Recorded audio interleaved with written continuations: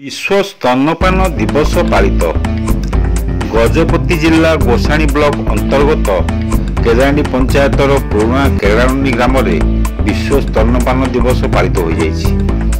एही कार्यक्रम में स्वास्थ्यकर्मी, अंगनवाड़ी कर्मी, आशाकर्मी, वार्ड सभ्य प्रमुख रही स्तनपान दिवस उद्देश्य और आभिमुख्य संपर्क में माँ मानक बुझाई।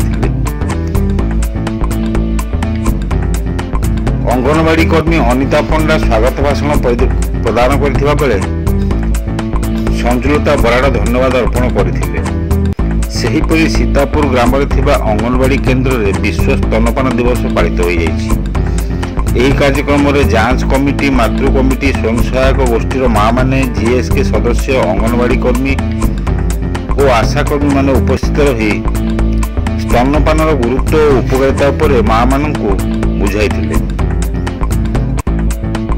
गजपति विवेकानंद बेहेरा रिपोर्ट, खोला खबर टीवी।